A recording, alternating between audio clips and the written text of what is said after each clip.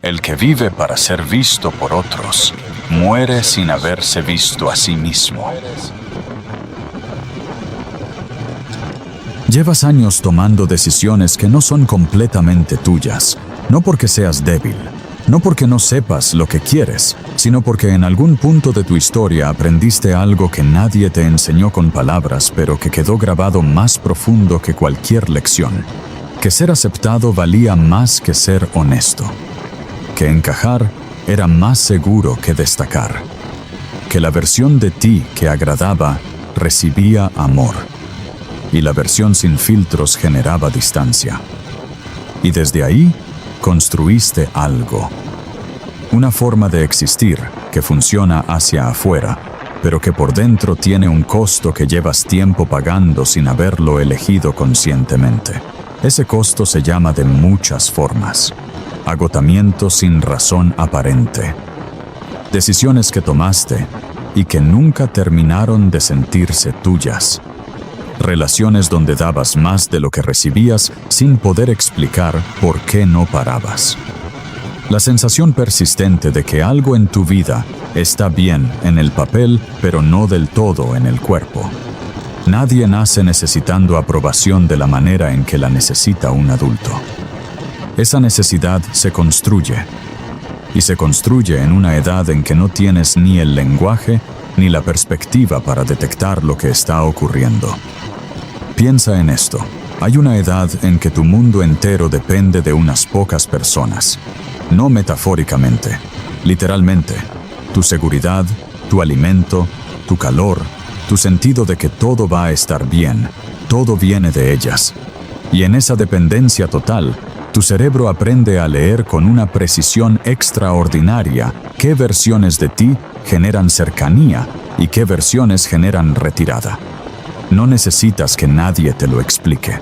Lo lees en un gesto, en un tono de voz, en la diferencia entre una mirada cálida y una mirada que se enfría. Y desde esa lectura constante empiezas a editarte, a medir lo que muestras, a guardar las partes de ti que generan incomodidad y a amplificar las partes que generan aprobación. En ese momento es la respuesta más inteligente que puedes dar. Es adaptación pura.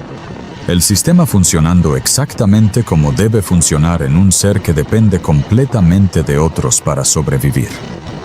El problema viene después, cuando ya no dependes de esas personas para sobrevivir, pero sigues operando como si lo hicieras. Cuando el mecanismo que fue útil a los 6 años sigue activo a los 35 o más de 55 años, tomando decisiones por ti sin que lo notes. Y no lo notas porque con los años ese mecanismo deja de sentirse como miedo, deja de sentirse como dependencia. Se siente como tú. No sientes que buscas aprobación cuando cambias lo que ibas a decir al leer la expresión de alguien. Sientes que reconsideraste. No sientes que buscas aprobación cuando dices que sí a algo que no quieres hacer. Sientes que eres generoso, flexible, comprensivo. No sientes que buscas aprobación cuando te quedas callado donde querías hablar. Sientes que simplemente no era el momento. La trampa no se llama trampa. Se llama madurez. Se llama saber leer el contexto. Se llama no ser egoísta. Y mientras pueda usar esos nombres, es prácticamente invisible desde adentro. Hay algo más que hace que este patrón sea tan difícil de soltar. El mundo lo recompensa. Las personas que se ajustan a la mirada ajena son percibidas como más agradables, más fáciles de tratar, más colaborativas, reciben más aprobación, lo cual refuerza exactamente la conducta que más les cuesta. El sistema premia lo que te está vaciando, y ese vaciamiento tampoco duele de manera obvia. No llega como una crisis que puedas señalar. Llega como un cansancio que no sabes de dónde viene, como conseguir exactamente lo que buscabas y no sentir lo que esperabas sentir, como recibir el aplauso y encontrar un vacío que el aplauso no toca. como ser querido por muchos y sentirte profundamente solo, porque la versión que quisieron no era la completa. El quiebre no llega cuando decides que ya fue suficiente. Eso es lo primero que hay que desmontar. La mayoría imagina ese momento como una decisión, como un instante de claridad donde ves todo con nitidez y dices, a partir de hoy vivo diferente. Y esperan ese instante como si fuera a llegar de afuera, como si alguien o algo fuera a activarlo. Pero no funciona así. El quiebre real no se anuncia, no tiene la forma de una revelación limpia, ni de una decisión heroica. Tiene la forma de algo que acumula demasiado peso durante demasiado tiempo hasta que ya no puede sostenerse. No ocurre de golpe. Ocurre después de una cantidad de veces que dijiste que sí cuando querías decir que no. Después de una cantidad de veces que guardaste lo que pensabas para no incomodar. Después de una cantidad de veces que conseguiste exactamente la aprobación que buscabas y sentiste, por una fracción de segundo antes de que la razón lo tapara, que algo en ese intercambio no estaba bien. Esa fracción de segundo importa más de lo que parece. Es la primera señal de algo que lleva tiempo intentando ser escuchado desde adentro. La psicología tiene documentado con bastante precisión lo que ocurre en ese punto de acumulación. Cuando una persona ha estado operando durante suficiente tiempo en contradicción con lo que realmente necesita, el sistema produce lo que podría llamarse disonancia existencial. No es depresión clínica necesariamente. No es ansiedad en el sentido convencional. Es algo más específico y más difícil de nombrar.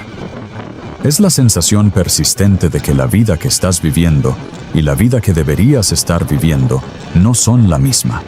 No llega como un pensamiento articulado, llega como un cansancio que el descanso no resuelve, como una incomodidad que no puedes ubicar en ningún lugar concreto, como hacer exactamente lo que se supone que debes hacer y no sentir lo que se supone que deberías sentir al hacerlo. Y durante mucho tiempo, esa señal se ignora, se racionaliza, se tapa con ocupaciones, con logros, con la validación que el entorno sigue entregando porque desde afuera todo parece funcionar bien. Pero la señal no desaparece porque la ignores, se acumula. Existe un punto en la acumulación donde algo cambia cualitativamente, no cuantitativamente. No es simplemente más de lo mismo, es un cambio de naturaleza. El momento en que el costo de seguir siendo quien no eres se vuelve más pesado que el miedo de ser quien realmente eres. Ese cruce es el quiebre, y lo que lo produce no es siempre lo que esperarías. No siempre es una traición, una pérdida, una crisis visible. A veces es algo aparentemente pequeño, una conversación donde te escuchas decir algo que no crees y algo adentro se detiene.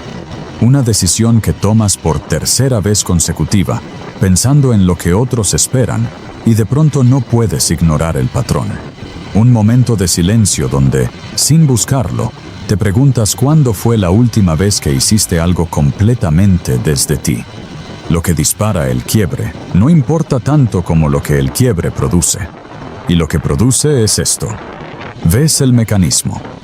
No lo que alguien más quiere que veas. No la versión que construiste para que todo pareciera coherente. Ves el patrón entero. Ves la cantidad de energía que has estado gastando en sostener una imagen que no era completamente tuya. Ves las decisiones que tomaste desde el miedo al rechazo, disfrazadas de generosidad. Ves los silencios que guardaste por miedo a la desaprobación, disfrazados de prudencia. Ves la distancia acumulada entre quién eres y quién has estado mostrando. Y una vez que ves eso con esa claridad, no puedes dejar de verlo. Esto conecta con algo que el existencialismo entendió antes que la psicología moderna. Hay momentos en la vida humana donde la realidad de lo que estás viviendo se vuelve imposible de seguir evitando. Kierkegaard lo llamaba el instante. No el instante como unidad de tiempo, sino como el punto exacto donde la conciencia de lo que eres choca con la conciencia de lo que has estado fingiendo ser. Y en ese choque, algo se rompe que no puede repararse de la misma manera. No porque seas distinto a como eras antes, sino porque ya no puedes usar la ignorancia como refugio. Ya no puedes decirte que no lo sabías. Ya no puedes operar en automático con la misma comodidad de antes porque el automático quedó expuesto. Y esa exposición, ese momento en que el mecanismo queda visible ante ti mismo, es incómoda de una manera muy particular. No es la incomodidad del dolor agudo, es la incomodidad de la claridad, de ver algo que no puedes ver a medias, que una vez visto ocupa un espacio permanente en tu conciencia. Pero aquí hay algo que casi nadie menciona sobre ese momento y que es fundamental entender. El quiebre no resuelve nada por sí solo. Ver el patrón no es lo mismo que soltarlo. Entender de dónde viene la necesidad de aprobación no la desactiva automáticamente. Hay personas que tienen ese momento de claridad, que ven el mecanismo con una nitidez que los deja sin palabras, y que 3 semanas después están operando exactamente igual que antes. No porque sean débiles, no porque no hayan entendido, sino porque ver algo y dejar de necesitarlo son 2 procesos completamente distintos. Ver es el inicio, no el destino. Lo que hace que ese quiebre se convierta en algo real, en algo que efectivamente transforma la manera en que una persona existe en el mundo, no es la intensidad del momento en sí, es lo que ocurre después. Las decisiones pequeñas y consistentes que se toman desde ese nuevo lugar de conciencia. La disposición a tolerar la incomodidad de decepcionar a alguien en lugar de defraudarte a ti mismo. La capacidad de quedarte con esa tensión sin resolverla, corriendo hacia la aprobación como siempre. Eso es lo que convierte un momento de claridad en un cambio de vida. Lo primero que ocurre cuando empiezas a soltar esa necesidad no es alivio, es desorientación. Llevas años usando la reacción de los demás como brújula, como el indicador que te decía si ibas bien o mal, si lo que eras era suficiente o no. Y cuando esa brújula deja de ser tu referencia principal, hay un periodo donde no sabes exactamente hacia dónde mirar. Ese periodo incomoda, y mucha gente lo interpreta como una señal de que algo está saliendo mal. Y vuelven a la brújula externa porque la interna todavía no tiene la solidez suficiente para orientarlos. Pero los que se quedan en esa incomodidad sin correr a resolverla descubren algo que no esperaban, que tienen una voz propia. Una voz que siempre estuvo ahí, pero que el ruido de la aprobación constante no dejaba escuchar. Esa voz no suena como pensabas. No llega con certezas absolutas, ni con revelaciones dramáticas. Se manifiesta en cosas pequeñas primero, en que sabes lo que quieres sin mirar primero lo que hacen los demás, en que tienes una opinión y no sientes la urgencia de verificar si alguien más la comparte antes de sostenerla, en que alguien te pregunta cómo estás y la respuesta que sale es la verdadera, no la conveniente. Esas cosas no parecen importantes, pero son la evidencia de que la referencia se está moviendo, de afuera hacia adentro. Una de las primeras transformaciones visibles es la relación con el conflicto. La persona que vive para la aprobación lo vive como amenaza. A nivel visceral, el desacuerdo activa algo parecido al peligro, porque en la lógica que construyó desde pequeño, el desacuerdo es el paso previo al rechazo. Entonces cede, suaviza, No porque esté convencido, sino porque la incomodidad de sostener el desacuerdo es más intensa que el costo de ceder. Cuando eso cambia, no te vuelves confrontacional, pero puedes sostener el desacuerdo. Puedes estar en una conversación donde alguien no está de acuerdo contigo y no sentir que tu valor está siendo cuestionado. Puedes decir lo que piensas sabiendo que generará incomodidad y hacerlo de todas formas. Desde afuera parece pequeño. Desde adentro es una de las libertades más grandes que existen. La segunda transformación es contraintuitiva. Podrías esperar que al importarte menos la opinión ajena, tus relaciones se volvieran más superficiales. Ocurre exactamente lo contrario. Cuando dejas de relacionarte desde la necesidad de ser aprobado, dejas de relacionarte desde el miedo. Y las relaciones sin miedo tienen una profundidad que las otras nunca alcanzan. Porque en las construidas sobre la búsqueda de aprobación siempre hay una actuación. Una parte de ti monitoreando, ajustando, midiendo la reacción del otro y modificando lo que muestra en función de esa lectura. Sin eso, puedes escuchar de verdad. Puedes ser visto de verdad. Puedes estar completamente presente porque no estás gestionando simultáneamente tu imagen. Y hay algo más que cambia.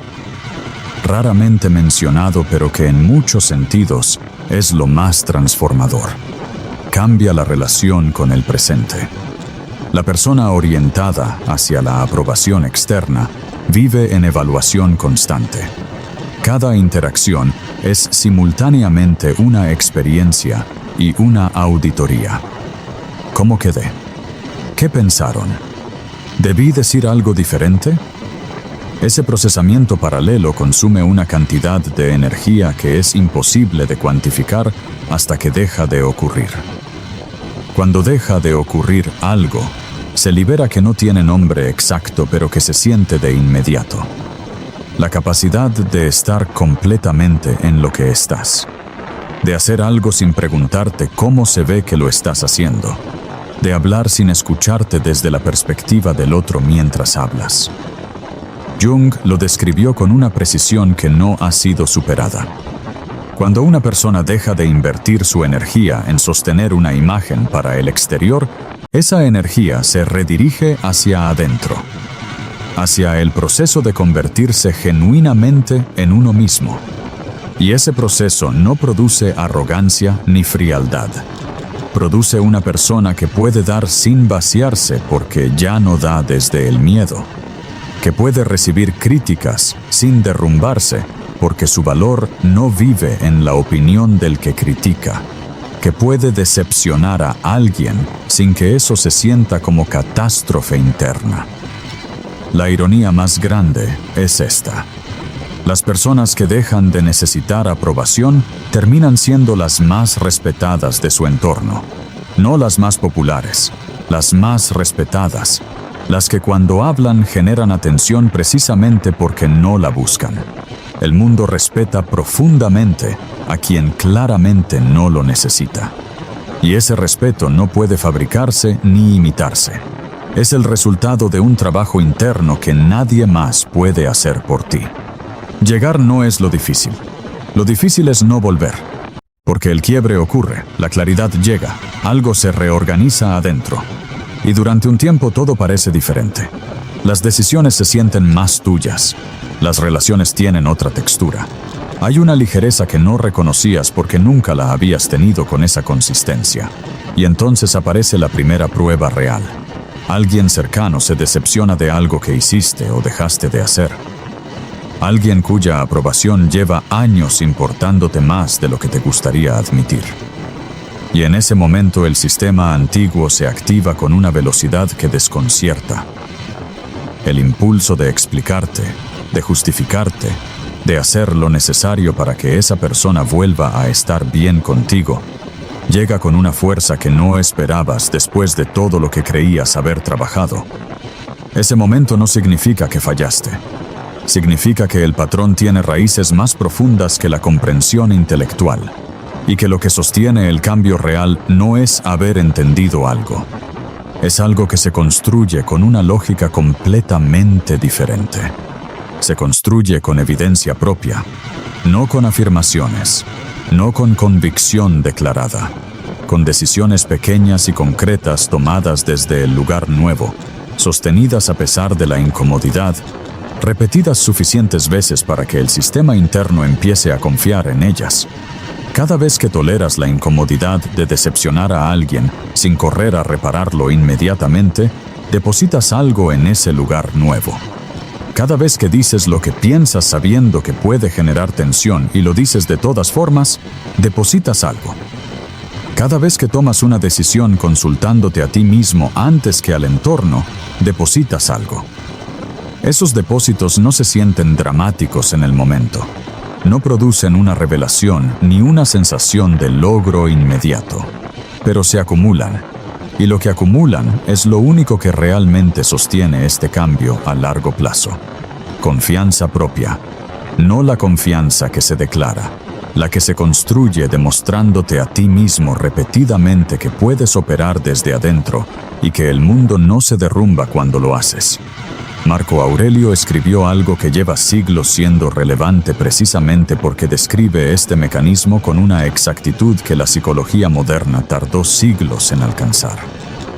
Escribió que perturbarse por la opinión ajena es entregarle a otro las llaves de tu propia paz. No como filosofía abstracta, como una observación práctica sobre dónde reside el control real de tu experiencia interna. Y lo que hace que esa frase pase de ser una idea interesante a ser una realidad vivida no es entenderla, es practicarla en los momentos donde cuesta, en la conversación difícil, en la decisión impopular, en el silencio que eliges cuando antes habrías llenado con explicaciones que nadie pidió. Ahí, en esos momentos específicos y concretos, es donde se construye o se destruye todo lo que este video ha estado describiendo. Y entonces llegamos al punto que más importa de todo esto. No necesitar aprobación no significa no importarte los demás. No significa volverse impermeable ni construir una distancia que te proteja del mundo. Significa algo mucho más preciso. Significa que tu sentido de valor ya no vive en manos de nadie más, que puedes ser cuestionado sin derrumbarte, que puedes ser mal interpretado sin necesitar corregirlo inmediatamente, que puedes gustar o no gustar, y en ambos casos seguir siendo la misma persona con el mismo centro. Eso no se termina de construir en un día, ni en un mes. Es un trabajo que ocurre en capas, que tiene retrocesos, que a veces avanza de maneras que no puedes medir desde adentro. Pero hay un indicador que no falla. Un indicador simple y concreto de que algo está cambiando de verdad. El día que alguien cuya opinión antes te movía completamente, te da su veredicto sobre algo que hiciste, y tú lo escuchas, lo procesas, y después de procesarlo sigues igual de convencido de lo que decidiste, sin necesitar convencerlos a ellos, ni convencerte a ti mismo de que estás bien. Ese día no lo olvidas, porque es la primera vez que te experimentas a ti mismo como tu propia referencia, no como un concepto, como una realidad vivida en el cuerpo. Y desde ahí, todo lo que construyes tiene una base diferente. Una base que no depende del clima emocional de los que te rodean para mantenerse en pie. Si algo de lo que escuchaste hoy resonó en un lugar que no esperabas, escribe en los comentarios una sola palabra: libre. Te leo en los comentarios. Si este video movió algo en ti, deja tu me gusta antes de irte. Es un gesto pequeño que le dice a YouTube que este contenido merece llegar a más personas. Y si todavía no formas parte de este canal, suscríbete ahora mismo para que el próximo video también te encuentre. Te dejo en pantalla lo que sigue. Te espero en el que elijas.